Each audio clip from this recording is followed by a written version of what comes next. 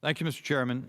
Subtitle B of the bill provides for the Attorney General to make grants, or appropriates $2.5 billion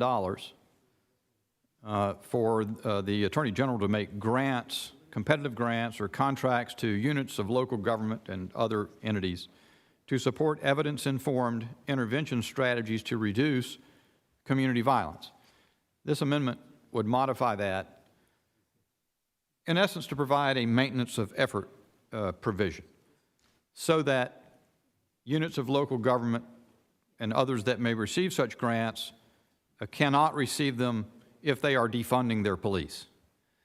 Now, there are exceptions there. If there is a reduction of revenue, if they are having an across-the-board budget decrease, or there's a compelling economic reason, then a reduction in funding to their law enforcement agency would be allowed. But otherwise, a condition of receiving such grants is they not defund their police. Now, this should be a very easy amendment for the majority to accept, given what they have said in previous hearings on this subject. But it is important to recognize that localities around the country have worked on defunding their police to very detrimental impacts on the people who live in their communities. For example, in Portland, Mayor Ted Wheeler advocated for and he allowed anarchists who run his city to cut $16 million from the police force, and he's admitted that that was a mistake after a 1,900% increase in murders.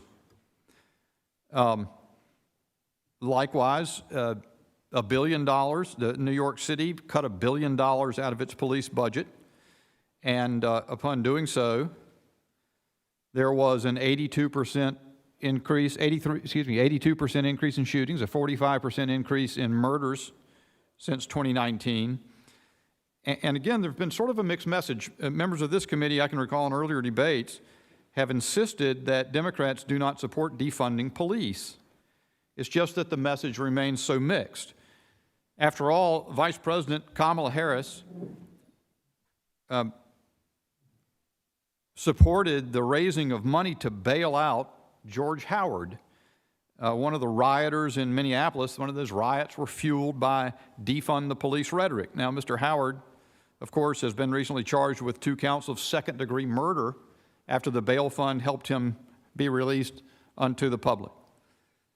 A member of this committee, Ms. Bush, recently had an opportunity to defend the fact that she uses her funds, or I think campaign funds, or maybe her MRA, to provide private security, while she has repeatedly called for communities to not be defended from criminals because they should have their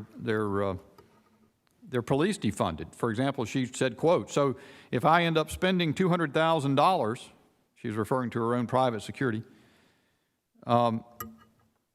if I spend 10 more dollars on it, you know what? I get to be here to do the work, so suck it up. And defunding the police has to happen." That's what she said. So she was concerned about her security, but the problem is she's not concerned about whether children in the city of Chicago who are being shot have security of a fulsome police force. Another member of this body, Congressman Ocasio-Cortez, said that the $1 billion cut to the police in New York City was insufficient. Quote, defunding police means defunding police, close quote, she said in a statement. It does not mean budget tricks or funny math. She means it.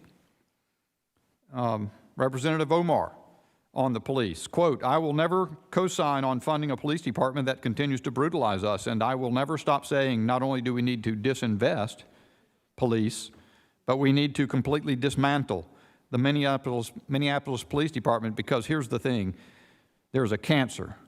She said it's a cancer, and we have to amputate the leg in order for the cancer not to spread. Representative Tlaib has a tweet from April 12. Quote, "Policing in our country is inherently racist. No more policing, incarceration, and militarization. It can't be reformed," close quote. So This simple amendment gives the opportunity, and I'm sure the majority will clarify if I'm wrong, but I've heard them say that they're not in favor of defunding the police. So very simple amendment says, let's not in the course of this $3.5 trillion bill defund the police across America. And I yield back.